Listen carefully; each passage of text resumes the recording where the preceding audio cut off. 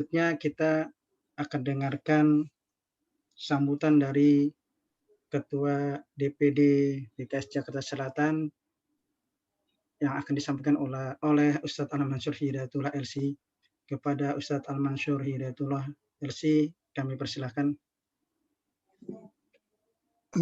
Bismillahirrahmanirrahim. Assalamualaikum warahmatullahi wabarakatuh. Waalaikumsalam warahmatullahi wabarakatuh. Alhamdulillah.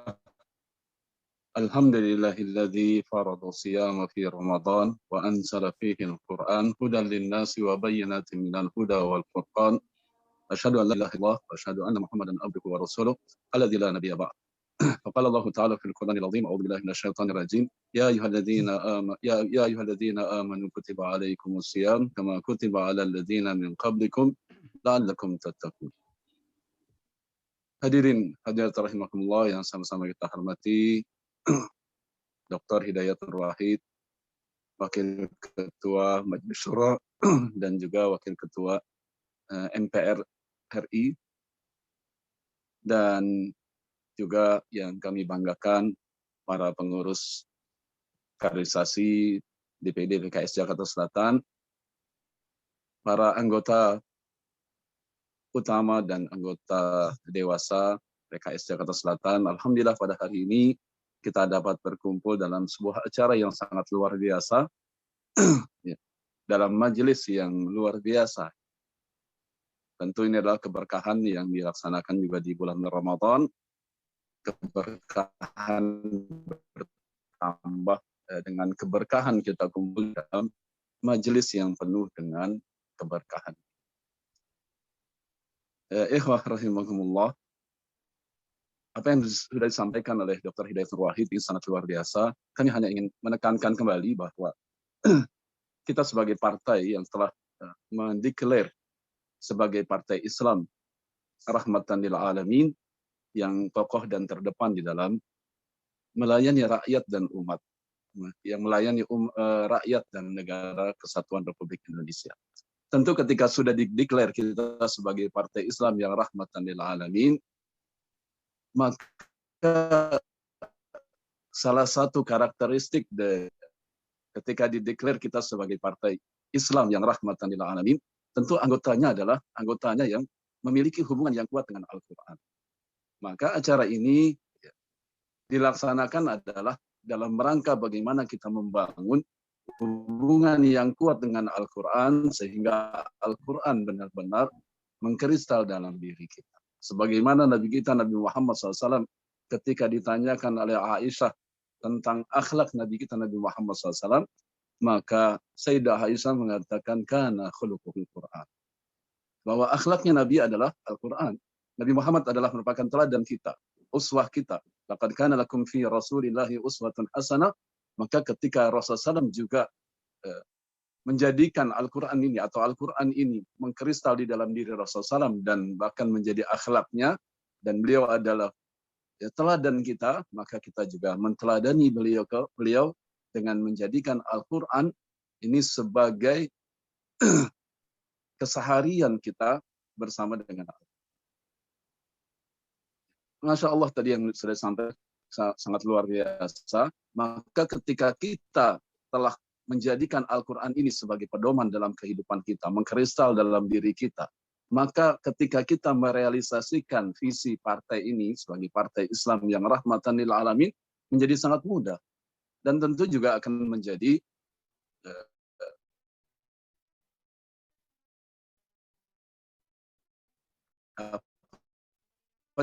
cita-cita untuk menjadikan interaksi kita juga menguat. Hadirin hadirat rahimakumullah. Ini pentingnya acara ini ya, selain memang karena ingin bangunnya hubungan yang kuat dengan Al-Quran, ya, dan kita juga ingin agar kemenangan bersama dengan Al-Quran ini bisa kita, kemenangan dakwah, kemenangan partai politik ini juga bisa kita. Kita selalu mengingat perkataan-perkataan para pimpinan kita yang selalu mengatakan bahwa kita ini adalah partai Islam rahmatan lil alamin. Maka seluruh gerak langkah perjuangan kita ini juga harus mencerminkan kita sebagai seorang muslim yang mencitrakan penghormatan nilai. Jadi kita ini mencerminkan sebagai anggota partai yang mencerminkan sebagai partai Islam yang rahmatan lil alamin ini mengkristal dalam diri kita. Ya, tentu tadi kebersamaan kita dengan Al-Quran ini harus terus kita bahas. Hadirin hadirat rahimakumullah. Berinteraksi dengan Al-Quran ini sudah sangat jelas ya, Allah Subhanahu wa taala menjelaskan di dalam ayat-ayat yang berbicara tentang masalah puasa dalam surah Al-Baqarah. A'udzubillahi minasyaitonir rajim. Syahrul Ramadhan alladzi unzila fihi al-Qur'an hudan lin-nasi wa bayyinatin minal huda wal furqan.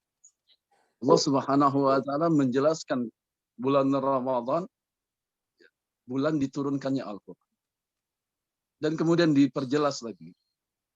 Syahrul Ramadhan alladzi unzila fihi al-Qur'an hudan lin-nas wa bayyinatin minal huda wal furqan.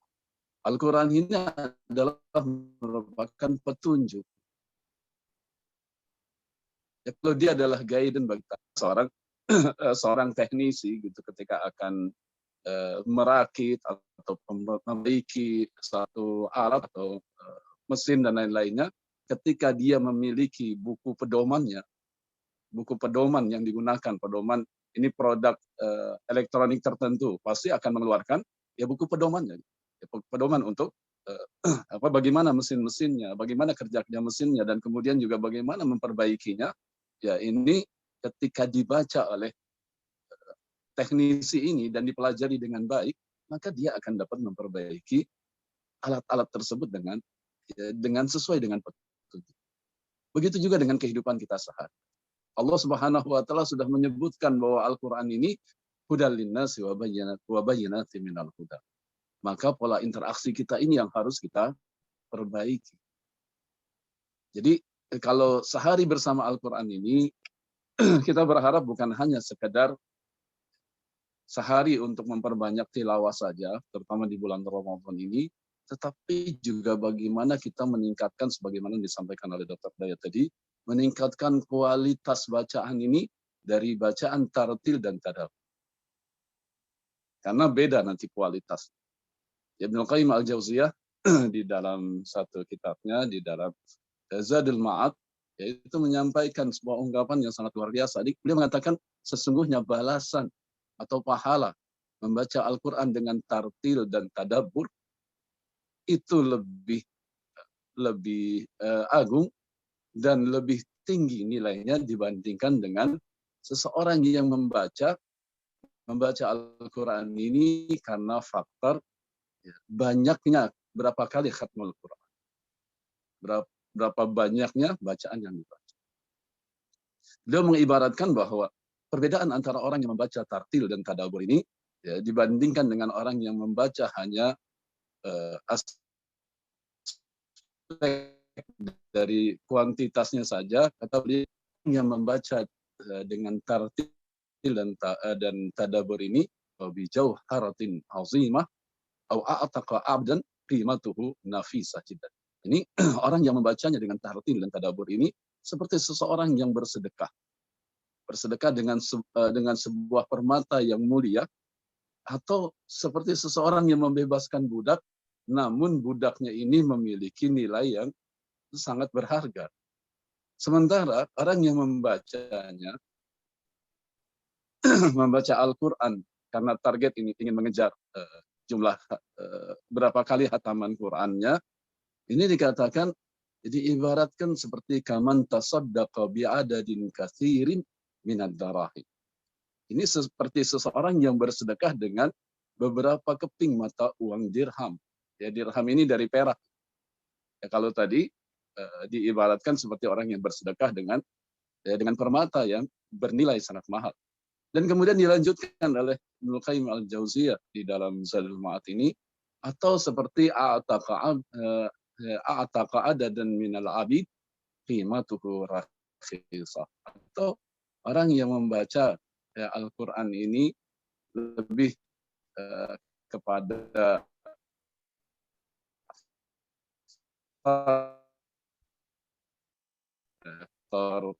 kualitasnya. Ini soal yang budaknya itu nilainya itu nilai yang murah. Walaupun kedua-duanya memiliki kebaikan. Membaca dengan tartil dan kemudian juga dengan tadabur itu memiliki kebaikan dan memiliki keutamaan. Membaca yang memang untuk mengejar target bacaan itu juga baik. Namun juga ya jangan kita melihat dari kualitas umpamanya Imam Syafi'i, diriwayatkan Imam Syafi'i itu bisa menghatamkan 60 kali khatmul Quran di bulan Ramadan. Ini 60 kali khatmul Quran. Ya, jadi satu hari itu 2 kali khatmul Quran. Ini Imam Syafi'i bisa menghatamkan 60 kali khatmul Quran, yang satu hari itu dia menghatamkan 2 kali khatmul Quran. Ya, kalau kita melihat ya dari sisi ininya, ini memang sangat luar biasa. Ya. Tentu ini juga karena kebiasaannya Imam Syafi'i yang membiasakan di luar bulan Ramadan setiap hari dia menghatamkan 1 kali khatmul Quran dalam sebulan. Ya ini wajar gitu. Kalau kita sudah membiasakan menghatamkan Al-Quran dalam 3 hari, mungkin kita bisa menghatamkan Al-Quran di bulan Ramadan ini bisa beberapa hari. Namun alangkah baiknya ketika kita memahami Al-Quran ini, ketika kita membaca Al-Quran ini, bukan hanya dari kuantitas saja, tetapi juga kita tingkatkan hingga membacanya dengan tartil dan juga dengan tadabur. Dengan tartil dan dengan tadabur. Karena ketika kita membaca dengan tartil dan dengan tadabur, sebagaimana tadi disampaikan Dr. Hidayat, ya, kita memahami artinya, makna-maknanya. Sehingga Al-Quran ini, yang Allah Subhanahu wa Ta'ala sebutkan, Yasin wal Quranil Hakim. Dan juga di beberapa ayat yang lainnya, Al-Quran yang hakim. Ini yang muhkam dalam ayatnya, muhkam dalam susunannya, muhkam di dalam tata bahasanya dan lain-lainnya dan arti-artinya. Artinya yang memiliki tingkat akurasi yang tinggi, tingkat akurasi yang begitu baik. Maka ketika kita berinteraksi dengan Al-Quran dengan baik, ini juga akan mempengaruhi tingkat akurasi pemikiran kita. Pemikiran kita menjadi lebih baik. Juga akan mempengaruhi tingkat akurasi di dalam perasaan kita. Dan juga akan mempengaruhi tingkat akurasi dalam amal-amal kita, dalam kerja-kerja kita. Dalam kerja-kerja dakwah ini sangat dibutuhkan. Sangat dibutuhkan ya agar ya, sama nilai akurasi pemikiran kita ini juga menjadi lebih baik, ya, nilai akurasi perasaan kita ini juga menjadi lebih baik, nilai akurasi dalam amal-amal perbuatan kita juga menjadi lebih baik, dan juga ya, dalam kerja-kerja kita ini juga akan menjadi lebih baik. Maka orang yang berinteraksi dengan Al-Quran, ya insya Allah Allah Subhanahu wa Ta'ala yatawalla salihin. Allah Subhanahu wa Ta'ala akan membimbing orang-orang yang salih. Orang-orang yang berinteraksi dengan Al-Quran itu baik. Ya, maka kita bersyukur dengan acara ini. Ini Masya Allah, ya, acara yang penuh dengan keberkahan. Ini dalam sebuah hadis disebutkan. Ya, ini dalam hadis hadis arba'in ya, hadis arba'in atau hadis yang 40-an ya. Di pertengahan hadisnya Nabi SAW bersabda, "Wa majtama'a qaumun fi baitin min buyutillah yatluna kitaballah wa yatadarasunahu bainahum." Tidaklah berkumpul satu golongan, satu umat di satu rumah daripada rumah Allah.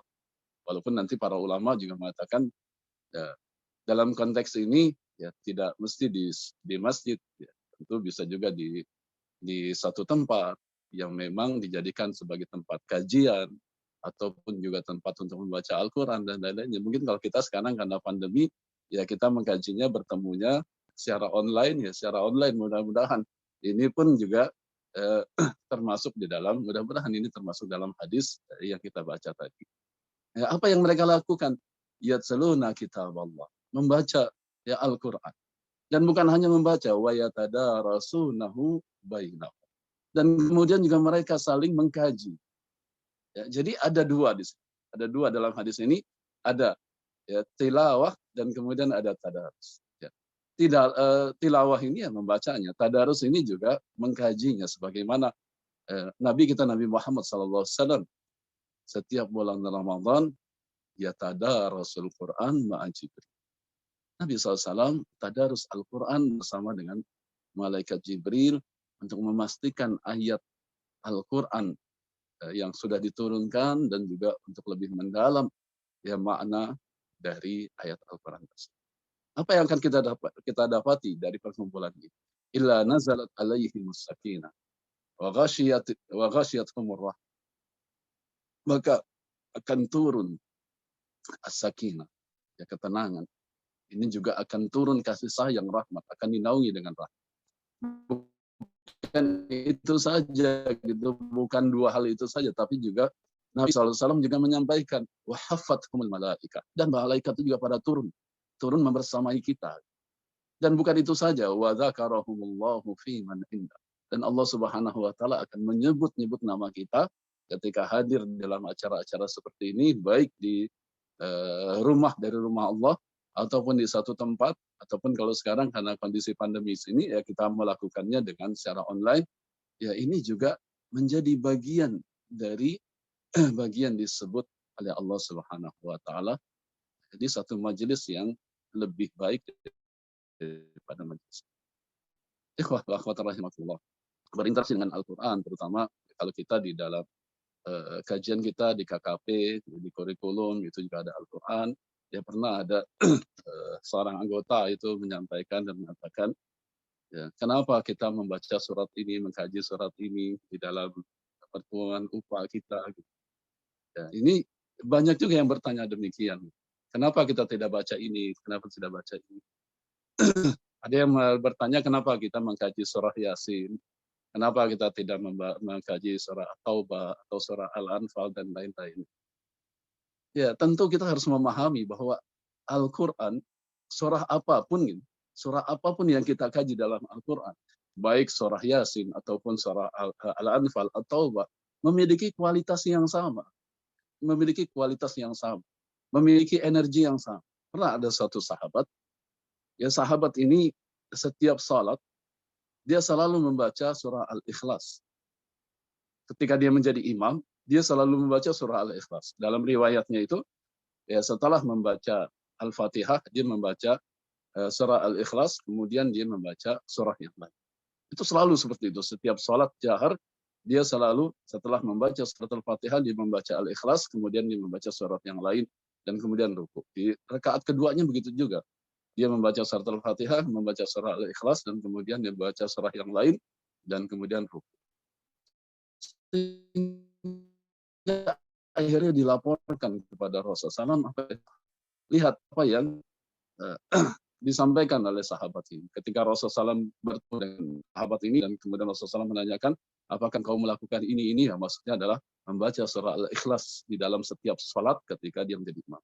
Kata sahabat, iya benar. Iya benar. Ini ya bukan berarti membaca surah Al-Ikhlas ini dalam setiap sholat itu ya. Ya, tetapi ini lihat jawabannya. Kita perhatikan jawab. Ya, kemudian dia menjawab. Ketika Rasulullah SAW, mengapa engkau membaca? Karena aku menyukainya. Karena aku mencintai surah Al-Ikhlas. Dia mengatakan mencintai surah Al-Ikhlas. Dalam riwayat yang lain, dia mengatakan sesungguhnya ya aku mencintai surah Al-Ikhlas ini karena surah Al-Ikhlas ini mengandung ya hakikat tentang tauhid, ya, tauhid pada Allah Subhanahu. Dan Rasulullah SAW membenarkan apa yang dilakukan. Ya sahabat ini cinta dengan surah Al-Ikhlas. Ya, cinta dengan surah Al-Ikhlas karena pemahaman dia tentang surah Al-Ikhlas itu sendiri. Gitu. Kalau kita kan kalau sholat, ya sholat mungkin sholat maghrib ataupun sholat yang lainnya, kita akan senang membaca surah Al-Ikhlas karena pendeknya ayat tersebut. Gitu. Bukan karena pemahaman kita tentang surah Al-Ikhlas. Tetapi sahabat ini memahami ya tentang pemahaman surah Al-Ikhlas. Ya jadi ikhwah rahimakumullah. Ya dalam kajian-kajian kita di KKP ataupun di kurikulum, surah apapun ya, seharusnya itu memberikan energi bagi kita. Seharusnya itu menjadi energi bagi kita ya dan itu menjadi penyemangat bagi kita, menambah semangat bagi kita. Karena yang namanya kajian dalam surah Al-Quran, Ibnu As-Sa'di di dalam kitab tafsirnya dia mengatakan tadabbur, ya tadabbur kitabullah. Kita mentadaburi kitabullah Dia adalah merupakan kunci dari segala ilmu dan pengetahuan. Dengan tadabbur ini, kita akan mendapatkan berbagai macam kebaikan, dan kemudian juga ya akan menambah keimanan di dalam hati dan mengokohkan keimanan tersebut. Jadi sangat penting ini. Apapun yang kita baca, kita kaji, dan pada hari ini mudah-mudahan dengan acara ini akan mengokohkan eksistensi kita sebagai partai Islam yang rahmatan lil alamin dari kader-kadernya yang berinteraksi dengan Al-Quran dengan baik, dan Al-Quran itu tertanam di dalam dirinya dan dia menjadi Al-Quran yang berjalan. Ya, ini yang kita inginkan, menjadi Al-Quran yang berjalan. Seluruh anggota PKS, dari anggota utama, anggota dewasa, dan kemudian nanti juga anggota madya dan lain-lainnya, ketika dia berinteraksi dengan Al-Quran, maka Al-Quran ini menjadi bagian dalam dirinya dan dia menjadi ya, Al-Quran yang berjalan, dan dia mencerminkan bahwa kita partai Islam yang rahmatan lil alamin, tercermin dari anggota-anggotanya. Jadi bukan sekedar visi saja, tetapi juga ketika kita mendeklar dalam visi kita bahwa kita adalah partai Islam yang rahmatan lil alamin, partai Islam rahmatan lil alamin ini dibuktikan dengan kita sebagai anggotanya benar-benar berinteraksi dengan nilai-nilai ya, Al-Quran dan As-Sunnah, dan mengkristal dalam diri kita, sehingga ya nilai-nilai ini kita implementasikan dalam kehidupan kita sehari. Inilah yang kita inginkan dari acara-acara ini.